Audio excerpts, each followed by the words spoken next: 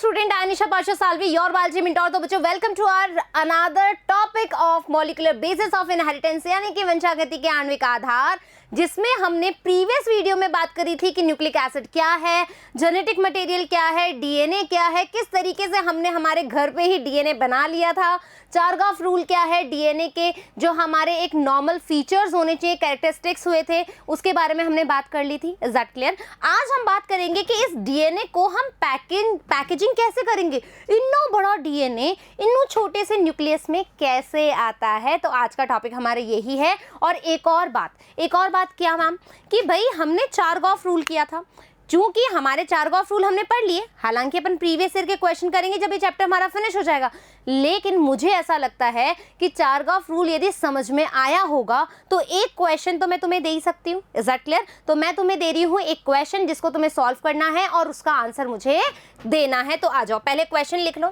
देखो बच्चों, जो हमारा क्वेश्चन है, मैं कह रही हूँ कि मान लीजिए एक डीएनए है जिसके अंदर एडेनिन, ठीक है, एडेनिन जो है वो 20% है। कितना है? एडेनिन 20% है। तो आपको क्या ज्ञात करना है मेरे प्यारे बच्चों?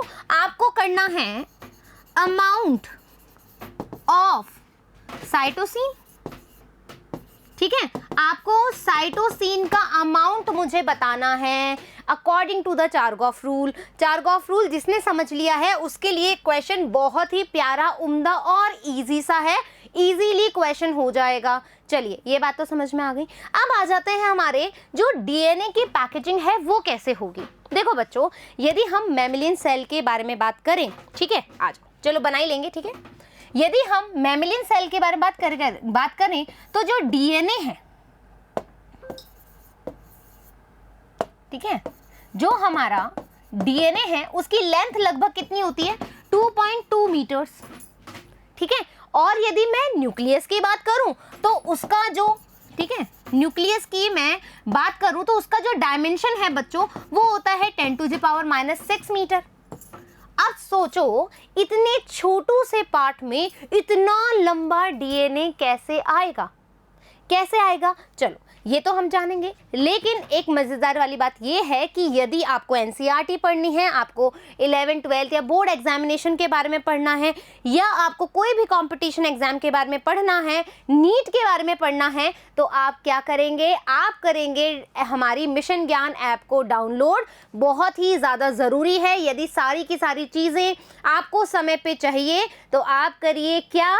मिशन ज्ञान app download. Is that clear? चलिए, तो हम कह रहे हैं इतना बड़ा डीएनए, कैसा है हमारा डीएनए? आ जाओ, राइट, इतना बड़ा डीएनए हमारा इतने छोटे से क्रोमोसोम में कैसे आएगा? कैसे आएगा? आएगा जब हम इसको पैकेजिंग करेंगे। जब इसकी हम पैकेजिंग करेंगे तो इतने बड़े डीएनए को भी हम इतने छोटे से न्यूक्लियस के अंदर डालेंगे। आ जाए, बात करें कैसे? आ जाओ। देखो बच्चों, हमने डीएनए की बात करी थी और डीएनए को आपने क्या बोला था मैम? Double standard DNA.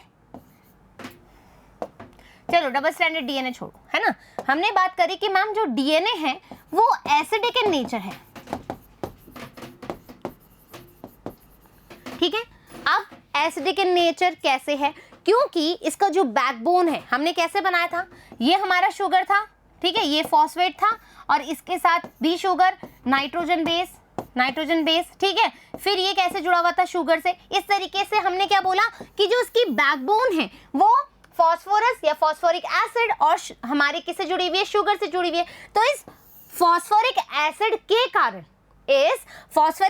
के कारण इस जो हमारा डीएनए है वो कैसा है? एसिडिक इन नेचर है। अब चूंकि ये एसिडिक इन नेचर है तो मुझे क्या करना है? क्या सेम नेचर के पर्सन, ठीक है, सेम नेचर के पर्सन ज्यादा देर कनेक्ट रह पाएंगे क्या? नहीं। यदि इस वाले पर्सन को बहुत तेज गुस्सा आता है छोटी छोटी बातों पे और सेम इस वाले बंदे को भी बहुत छोटी छोटी बातों पे गुस्सा आता है, क्या ये दोनों रह पाएंगे? ये तो लड़के खत्म हो जाएंगे, ठीक है। यदि मान लीजिए कि ये गुस्सा करता है और ये अंडरस्टैंड करता है, ठीक है, ये चीज़ों को अंडरस्टैंड करता है, तो डेफिनेटली ये कनेक्ट रह पाएंगे। Clear that. तो सेम एज वेल एज यदि डीएनए हमारा एसिडिक इन नेचर है तो मुझे इसको पैक करने के लिए, इसको कनेक्ट करने के लिए, इसको किसी चीज पे कॉइल करने के लिए मुझे चाहिए बेसिक पार्ट, ठीक है, मुझे चाहिए बेसिक पार्ट। तो ये बेसिक पार्ट कौन सा होगा? ये बेसिक प्रोटीन होगा मेरा हिस्टोन प्रोटीन। क्या होगा मेरा? Histone protein. तो हिस्टोन प्रोटीन जो है वो कैसे नेचर का होगा? वो होगा मेरा बेसिक इन नेचर। अब देखो, आपको पता है जो प्रोटीन है वो किससे मिलकर के बना हुआ है? मैम वो तो अमीनो एसिड से मिलकर के बना हुआ है। दैट मीन्स हमें ऐसे अमीनो एसिड चाहिए जो कैसे हो? बेसिक इन नेचर हो। तो आपको पता होना चाहिए कि हिस्टोन प्रोटीन के अंदर जो अमीनो एसिड हैं वो बेसिक इन नेचर हैं, और कौन से ज्यादा मात्रा में पाए जाते हैं? वो पाए जाते हैं हमारे आर्जिनिन, ठीक है, आर्जिनिन एंड लाइसिन, ठीक है। आर्जिनिन एंड लाइसिन के कारण histone protein basic in nature होते हैं। फॉस्फोरिक एसिड के कारण डीएनए एसिडिक इन नेचर होता है। Any doubt here? क्या आपको कहानी समझ में आ गई यहाँ तक की? Is that clear? तो अब मैं क्या करूंगी? अब मैं आपको बताऊंगी हिस्टोन प्रोटीन के बारे में। हिस्टोन प्रोटीन के बारे में देखो बच्चों, हिस्टोन प्रोटीन जो है बेसिकली हम बात करें तो 4 तरह के होते हैं। कैसे? H1, ठीक है, H2, H3 एंड H4, ठीक है। H1, H2, H3, H4। ये बच्चों इधर साइड में लग गया ना, एक मिनट, इसको ऐसे लिख लो, H1, H2, H3, H4। लेकिन जो हमारा H2 है उसको हम ऐसे नहीं लिखते, इसको हम लिखते हैं H2A एंड H2B, ठीक है। तो यानी कि ऐसे देखा जाए तो 5 तरीके का हो गया, और वैसे देखा जाए तो हमारे 4 तरीके का हो गया। अब सुनो, जो हमारा, ठीक है, जो हमारा हिस्टोन प्रोटीन है, हिस्टोन प्रोटीन है, वो क्या करता है? ऑक्टामर बनाता है। कैसे मैम? ठीक है, एक आपने एप्पल लिया या बॉल ली, आपने बॉल देखी होगी, टेनिस की बॉल होती है, उस पे ऐसे लाइनिंग बनी हुई आती है, ठीक है, ऐसे 1 2 1 2, ठीक है, इस तरह की बॉल होती है। देखो H2A, H2B, H3, H4 as well as, ऐसे नहीं होता, बस मैं आपको बता रही हूं कि इस तरीके से हो सकता है, ठीक है। ये कैसा हो गया स्टेज? ऑक्टामर स्टेज हो गया। इसको मैं क्या कहती हूं? ऑक्टामर, ठीक है, इसको मैं क्या कह रही हूं? ऑक्टामर स्टेज हो गया। किसका? हिस्टोन प्रोटीन का ऑक्टामर बनाना आ गया, ठीक है। अब सुनो, अब हम देख रहे हैं बेसिकली कि हम कैसे पैक कर रहे हैं डीएनए को, हम कैसे पैक कर रहे हैं। वी हैव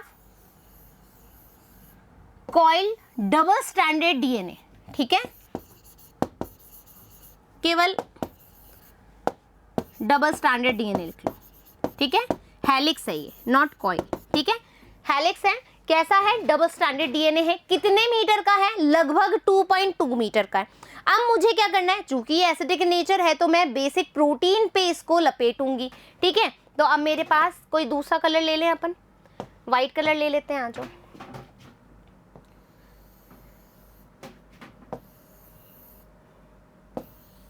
ठीक है। ये मेरी क्या है? हिस्टोन है, ठीक है। ये क्या है? हिस्टोन प्रोटीन, हिस्टोन ऑक्टामर लिख दूं, ठीक है, हिस्टोन ऑक्टामर है। अब ये जो मेरा double standard DNA, helical DNA जो है, इसको मैं इस पे लपेटूंगी, लपेट दूं, आ जाओ। अब देखो ये इस पे कितनी बार कॉइल्ड होता है? ये होता है 2 बार, ठीक है, आ जाओ। कैसे?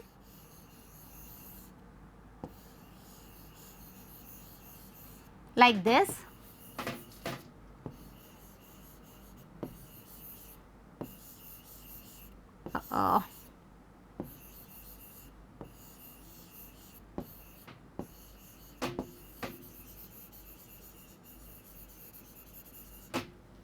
This, right. अब मैंने क्या किया कि मैंने इस helical, double standard helical DNA को मैंने इस हिस्टोन ऑक्टामर पे क्या कर दिया, कॉइल। जैसे कि अपन ऊन का गट्टा नहीं बनाते, है ना, ऊन का गट्टा उस पर लपेटते जाते हैं, लपेटते जाते हैं, लपेटते जाते हैं, तो वैसे ही मैं क्या कर रही हूँ, उस पर कॉइल कर रही हूँ। तुम एक बॉल भी ले सकते हो, बॉल पे तुम एक धागा लपेट रहे हो, तो ये जो धागा है वो क्या है, डीएनए है।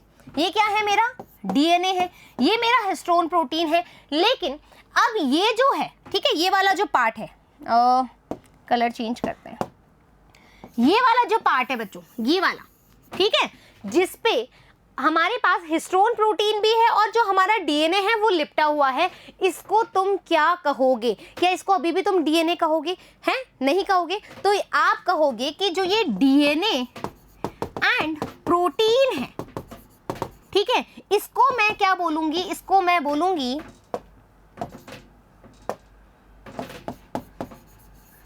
न्यूक्लियोसोम। ये बात क्लियर रहेगी क्या? Any doubt here? न्यूक्लियोसोम क्या बोलूंगी मैं इसको, न्यूक्लियोसोम। Is that clear?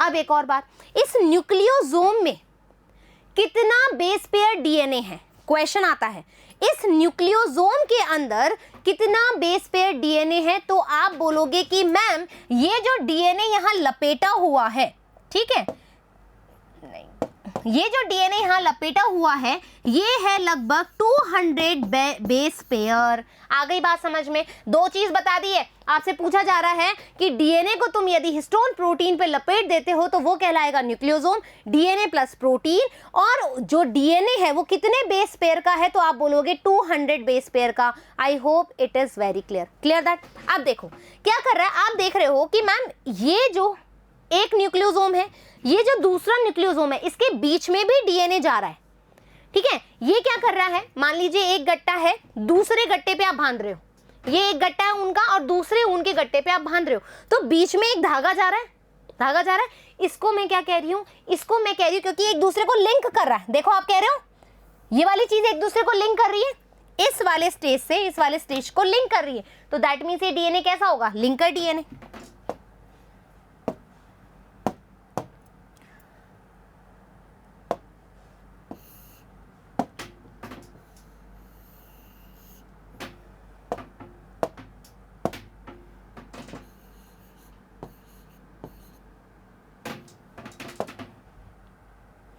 ठीक है, एक मिनट अभी करते हैं। अब ये क्या रहेगा मेरा, ये रहेगा मेरा लिंकर डीएनए, लिंकर डीएनए। क्यों? क्योंकि एक न्यूक्लियोसोम को दूसरी न्यूक्लियोसोम के साथ में ये लिंक कर रहा है, तो लिंकर डीएनए हो गया। अब सुनो, आपने बोला कि मैम अपन ने H2A, H2B, H3, H4 तो जोड़ दिया, व्हाट अबाउट द H1? ठीक है, H1 प्रोटीन का क्या हुआ? तो मेरे प्यारे बच्चों H1 प्रोटीन हमेशा कहाँ जुड़ा रहता है, इस लिंकर डीएनए के पास में। तो ये भी मैं बना लूँ, कलर चेंज कर लें एक बार। अपने पास ऐसा कलर है तो हमें ऐसा कलर लेना है जो दिख जाए, ठीक है। ये जो आप देख रहे हो,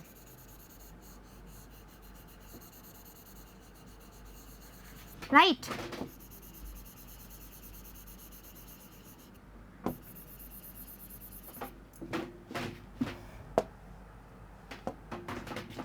ये है तुम्हारा H1 हिस्टोन प्रोटीन। ये क्या है तुम्हारा H1 हिस्टोन प्रोटीन, ये है तुम्हारा H1 हिस्टोन प्रोटीन, ठीक है। ये किससे जुड़ा रहेगा हमेशा, ये जुड़ा रहेगा मैम आपके हिस्टोन प्रोटीन से, ओ सॉरी लिंकर डीएनए से, ठीक है। ये किससे जुड़ा रहेगा मैम, आपके लिंकर डीएनए से जुड़ा रहेगा। Is that clear? Any doubt? Any doubt बच्चों? ठीक है, एनी डाउट? ये पूरा इसमें आएगा, फिर किसी को कंफ्यूज हो जाएगा।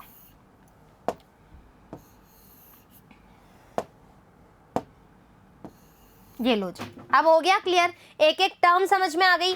हमारे पास डबल स्टैंडर्ड हेलिकल डीएनए है लगभग 2.2 मीटर का, इसको मुझे पैक करना है। मुझे स्टोन प्रोटीन चाहिए, बेसिक अमीनो एसिड से बना हुआ प्रोटीन चाहिए। आर्जिनिन एंड लाइसिन भारी मात्रा के अंदर प्रेजेंट होता है। 5 तरीके के होते हैं ये, H1, H2A, H2B, H3, H4, ठीक है। जहां पर ऑक्टामर जो स्टेज होती है उसके अंदर क्या होता है, ये H2A, H2B, H3, H4, right, ये बने हुए होते हैं। कितना हमारे पास बेस पेयर होता है न्यूक्लियोसोम के अंदर, तो 200 बेस पेयर होता है मैम। जो इस दोनों न्यूक्लियोसोम को लिंक कर रहा है वो लिंकर डीएनए कहलाता है। H1 प्रोटीन लिंकर डीएनए से अटैच होता है। क्या मैं यहाँ तक क्लियर हो चुकी हूँ? क्या मैं आपको यहाँ तक समझा चुकी हूँ? एनी डाउट बच्चों? क्लियर? एक बार स्क्रीनशॉट ले लो यहाँ तक। क्लियर? स्क्रीनशॉट ले लिया? अब देखो, एक बार मैं यहाँ तक पढ़ना चाहती हूँ, फिर मैं आपको देखूंगी कि ये क्रोमोसोम के अंदर कैसे जाएगा। ठीक है, आ जाओ। एक बार अपन पढ़ ले। पैकेजिंग ऑफ डीएनए हेलिक्स क्या है? Usually DNA is much longer than the space in which it is found, so it show super coiling. This super coiled form of DNA is known as chromosome. ठीक है, हम क्या कह रहे हैं कि भाई जो इतना बड़ा डीएनए है, ठीक है, हमने बोला लेंथ में बहुत ज्यादा डीएनए होता है, वो हमारे न्यूक्लियस के अंदर कैसे आएगा? तो जो सुपर कॉइलिंग हुई हुई है डीएनए की, असल में हम क्या बोल रहे हैं? उसी को क्रोमोसोम बोल रहे हैं। Clear that?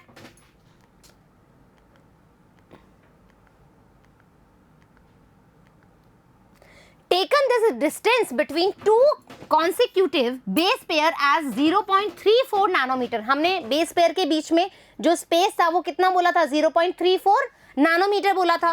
ठीक है, और if the length of DNA double helix in typical mammalian cell is calculated simply by multiplying total number of base pair, जितना बेस पेयर है उसको आप मल्टीप्लाई कर दो with the distance between two consecutive base pair. जो हमारा base pair के बीच में जो डिस्टेंस है उससे आप क्या कर दोगे? मल्टीप्लाई कर दोगे, तो हमारे पास टोटल मैमेलियन सेल का जो डीएनए का लेंथ है वो आ जाएगा। तो हमने निकाला वो कितना आ जाएगा? देखो 6.6 into 10⁹ base pair, 0.34 into 10⁹ metre पर base pair. It comes out to be approximately 2.2 metre. कितना आ गया? लगभग 2.2 मीटर आ गया। Clear that? तो ये हमारी डीएनए की लेंथ आ गई। A length that is far greater than the dimension of a typical nucleus. यदि मैं टिपिकल न्यूक्लियस की लेंथ के बारे में, डायमेंशन के बारे में बात करूं तो वो कितनी हो जाएगी? 10⁻⁻⁶ मीटर, जैसा कि मैंने आपको बताया। In prokaryotes such as E coli, though they do not have a defined nucleus. आपको पता है प्रोकैरियोट के पास, मैंने बता चुकी हूँ, क्या होता है? न्यूक्लियोइड होता है। क्यों? क्योंकि वहां पर वेल डिफाइंड न्यूक्लियस नहीं होता है। Clear that? आपके पास क्या है? वहां पर वेल डिफाइंड न्यूक्लियस नहीं होता है, तो क्या है? उसको हम क्या बोलेंगे? न्यूक्लियोइड कहेंगे। क्यों? क्योंकि वहां पर पूरी मेम्ब्रेन ही नहीं है, न्यूक्लियर की मेम्ब्रेन नहीं है, न्यूक्लियर पोर नहीं है, तो ऐसा ही है। ठीक है, so the DNA is not scattered throughout the cell, right? DNA being negatively charge is held with some protein. चूंकि डीएनए क्या है? नेगेटिवली चार्ज है, तो हमें उसको प्रोटीन के साथ जो बांधना है, जो पैकेजिंग करनी है, वो कैसा होना चाहिए? That have positive charge, right? In a region termed as nucleoid. Nucleoid होगा। The DNA in nucleoid is organised in large loops held by protein, जो प्रोटीन से बना हुआ है। In eukaryotes this organisation is much more complex. और ऐसे ही हम यदि यूकैरियोट्स की बात करें तो ये जो पैकेजिंग है डीएनए की बहुत ज्यादा कॉम्प्लेक्स है। There is a set of positively charged basic protein called histones. जो basic protein है वो क्या है? Histone proteins है। A protein acquires charge depending upon the abundance of amino acid residues with charge side strand. किस पे depend करेगा कि हिस्टोन प्रोटीन पॉजिटिव है? जो उसका अमीनो एसिड जो है वो कैसा होना चाहिए? वो भी हमारा कैसा होना चाहिए? पॉजिटिव होना चाहिए, बेसिक होना चाहिए। किससे पता लगेगा? जो उसका साइड स्ट्रैंड है उससे पता लगेगा। Histones are rich in basic amino acid residues, lysine and arginines. Clear that? Both the amino acid residues carry positive charges in their side strand. कैसे होगा? मान लीजिए कि हमारे पास ये ऑक्टामर है, तो यहाँ पर क्या होगा? प्लस प्लस आर्जिनिन इसके साइड स्ट्रैंड पे, ठीक है, और यही क्या करेगा? डीएनए को यहाँ पर कॉइल कर लेगा। Clear that? Histones are organized to form unit of 8 molecule called as histone octamer. Clear that? और न्यू बॉडी याद रखेंगे, इसको भी हम क्या कहते हैं? एनयू बॉडी और core of the nucleosome. Core of the nucleosome क्यों बोल रहे हैं? क्योंकि हिस्टोन कहाँ है? बीच में ही तो है। हिस्टोन कहाँ है? बीच के अंदर है। तो हम इसको क्या बोलेंगे? या तो न्यू प्रोटीन बोलेंगे, या फिर हम क्या बोलेंगे? कोर प्रोटीन बोलेंगे, या कोर ऑफ द न्यूक्लियोसोम बोलेंगे। H2A, H2B, H3 and H4 into 2, 8 both. Clear that? The negatively charged DNA is wrapped around the positively charged histone octamer to form a structure called nucleosome. इस histone protein के जहां जहां ये base pair connected है, इसको मैंने क्या बोला? न्यूक्लियोसोम. क्या मैंने ऐसा ही बोला था? है ना? A typical nucleosome contain 200 base pair of DNA helix. 200 base pair DNA helix present होता है इस न्यूक्लियोसोम के पास, जैसा कि मैंने बताया. आगे स्ट्रक्चर क्या है? ऑक्टामर स्टेज है. ये ऑक्टामर स्टेज है, इस पे ऐसा रैप है, 2 बार रैप है. देखो 2 बार रैपिंग की है. कितना आ जाएगा? लगभग 200 बेस पेयर आ जाएगा अपने पास. क्लियर? अब देखो बच्चों, अब हमने क्या जोड़ना है? अब हमने जब ऑक्टामर स्टेज पे हमने न्यूक्लियोसोम बना लिया, ठीक है, हमने डीएनए को रैप करके न्यूक्लियोसोम बना लिया, तो अब आगे क्या होगा फर्दर हम देखते हैं. आ जाओ. ठीक है, अब देखो क्या होगा बच्चों. अब हमारे पास ये कंडीशन आ गई. ठीक है, हमारा ऑक्टामर बना लो. मैं छोटा छोटा ऐसा बना रही हूँ. ठीक है, ये लो.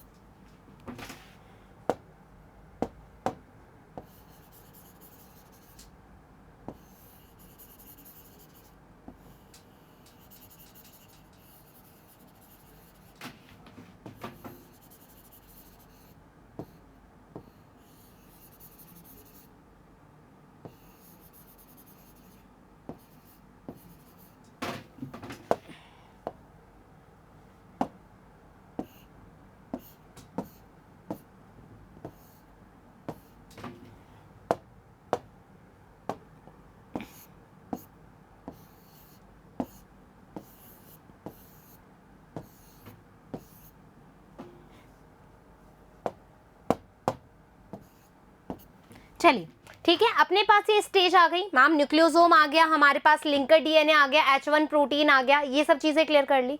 अब देखो, अब हमें क्या करना है? जैसे कि अब एक स्टोरी सुन लो, छोटी सी प्यारी सी स्टोरी है. मान लीजिए एक गर्ल है, बहुत सुंदर सी गर्ल है. ठीक है, थोड़ा सा समझाने के लिए.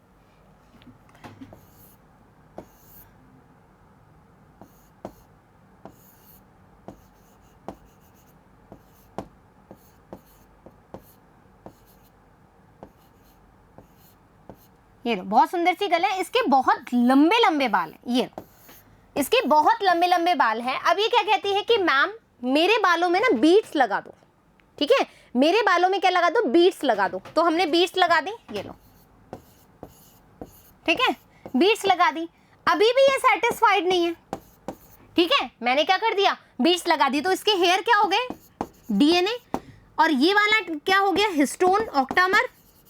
ठीक है, और ये हो गया हमारा न्यूक्लियोसोम. ये अभी भी खुश नहीं है, ये अभी भी खुश नहीं. ये कहती है कि नहीं, मुझे तो अभी भी लंबे बाल लग रहे हैं और मेरे को तो अच्छा नहीं लग रहा मेरा लुक. तो अब क्या किया? वो पार्लर वाली जो बंदी थी, इसका जो हेयर डिजाइनर था, क्या बोलते हैं उसको, जो भी बोलते हैं व्हाटएवर, वो क्या करता है? वो कहता है कि ठीक है, मैं आपके बाल कर्ल कर देता हूँ. ठीक है, ताकि आपके बाल जो है आपको लॉन्ग भी नहीं लगेंगे और सुंदर भी लगेंगे. तो यहाँ पर उसने क्या किया? ठीक है, ये उसने कर्ल मशीन ली और इस लड़की के जो हेयर थे उससे उसने कर्ल कर दिए. अब लड़की के बाल कैसे लगेंगे? ठीक है, अब जो इस लड़की के बाल है कुछ इस तरह से लगेंगे. ये लो,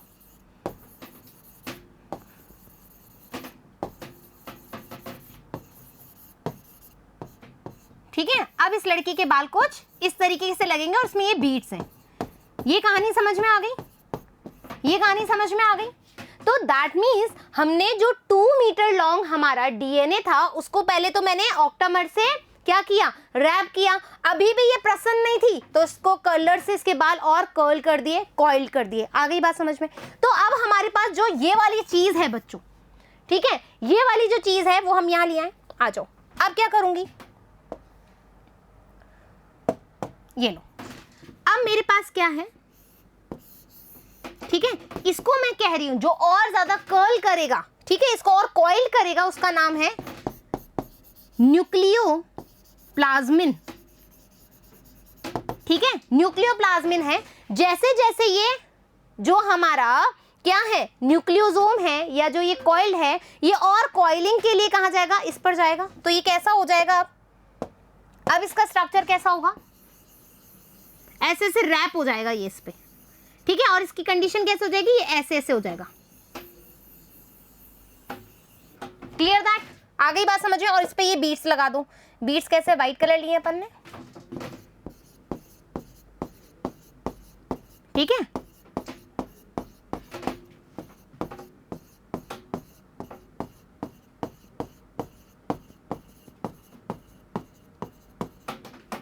ये बात समझ में आ गई क्या।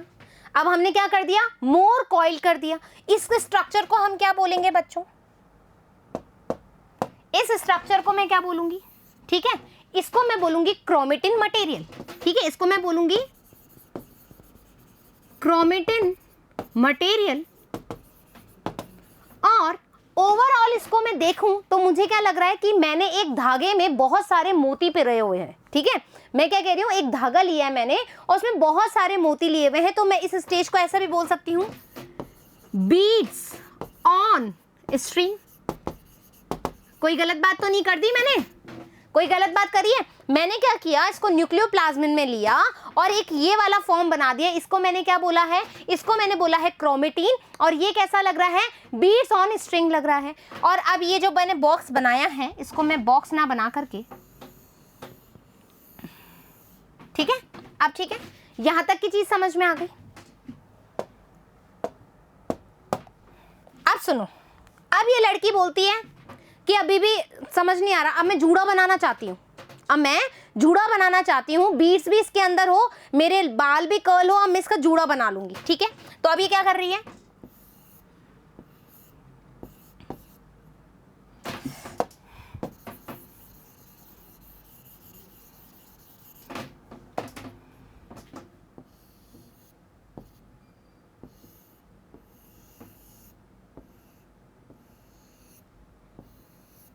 अरे यार ड्राइंग तो मेरी बहुत ही अति सुंदर सुंदर है बच्चों, क्या करें।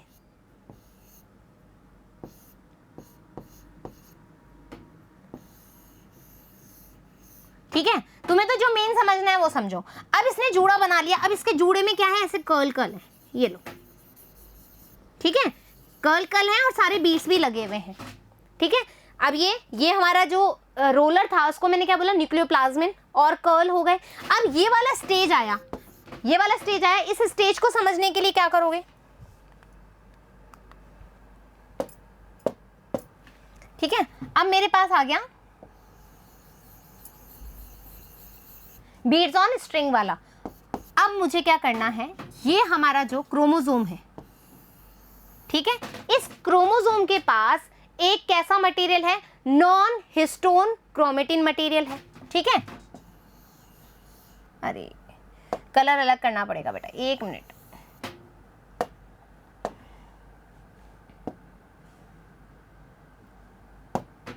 ठीक है, इसके पास क्या है, नॉन हिस्टोन क्रोमेटिन मटेरियल है, जिसको मैंने प्यार से बोला है NHC, NCERT में दिया हुआ है। अब ये क्या करेगा, ये जो बीड्स ऑन स्ट्रिंग है ये कहां जाएगा, इधर।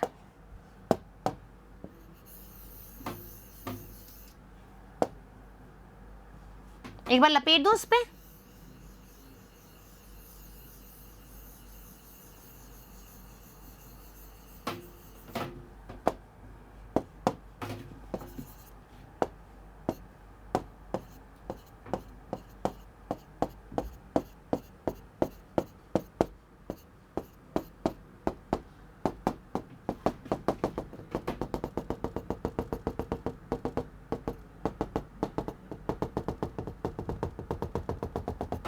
क्या बोलते हो बच्चों, हो गई पैकेजिंग। क्रोमोसोम के अंदर जो हमारा 2.2 मीटर डीएनए की जो लेंथ थी वो हमारे न्यूक्लियस में आ गया हमारे न्यूक्लियस में। तो ये मैंने क्या करवा दी, हमने करवा दी डीएनए की packaging. Clear that, with the help of histone protein, with the help of nucleosome. Is that clear, any doubt here. कहां से स्टार्ट हुए थे हम, आ जाओ, हम कहां से स्टार्ट हुए थे, पहले यहां से देखेंगे एक बार छोटी सी चीज। हमने बोला डबल हेलिक्स हमारा डीएनए है, उसको हमने स्टोन ऑक्टामर प्रोटीन के साथ क्या करा, रैप किया, जिसको मैंने न्यूक्लियोसोम बोला। ये मेरा लिंकर डीएनए था, ये मेरा H1 था। धीरे धीरे मैं क्या करा रही हूँ, रैपिंग करा रही हूँ। रैपिंग कराने के बाद मेरे पास क्या आ गया, ठीक है, रैपिंग कराने के बाद मेरे पास क्रोमेटिन मटेरियल आ गया, बीड्स ऑन स्ट्रिंग आ गए। अब इसको मैंने क्रोमोसोम के अंदर डाल दिया, इसके अंदर क्रोमोसोम के अंदर डाल दिया। किसके ऊपर लपेटा, जो नॉन हिस्टोन हमारा क्रोमोसोमल मटेरियल था या हमारा क्रोमेटिन था, उसके ऊपर मैंने इसको लपेट दिया, रैप करा दिया, पैकेजिंग करवा दी डीएनए की। तो डीएनए पैकेजिंग समझ में आ गई, कैसे हमने डीएनए को पैक करवाया। Is that clear? कोई दिक्कत है? नहीं है? आ जाओ अब पढ़ ले थोड़ा सा, ये हमने पढ़ लिया था यहां तक। अब देखो, nucleosome constitute the repeating unit of a structure in nucleus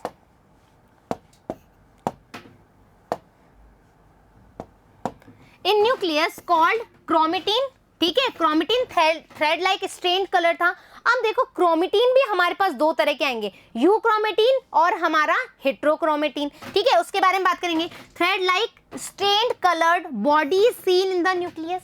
nucleus में मैंने क्या देखा, जब मैंने इलेक्ट्रॉन माइक्रोस्कोप में वो स्ट्रक्चर देखा, जब न्यूक्लियोसोम के बाद और कॉइल्ड स्ट्रक्चर आ गया, बीड्स उसके अंदर प्रेजेंट थी, तो मैंने देखा कि मुझे ऐसा लग रहा था कि कोई thread like strained coloured body है और उस पे कुछ बीड्स बने हुए हैं। इसको मैंने क्या बोला, क्रोमेटिन बोला। The nucleosome in chromatin are seen as beads on string. कैसा लग रहा था कि जो क्रोमेटिन है उस पे जो न्यूक्लियोसोम प्रेजेंट है वो हमें बता रहा है कि beads on string model. Clear that?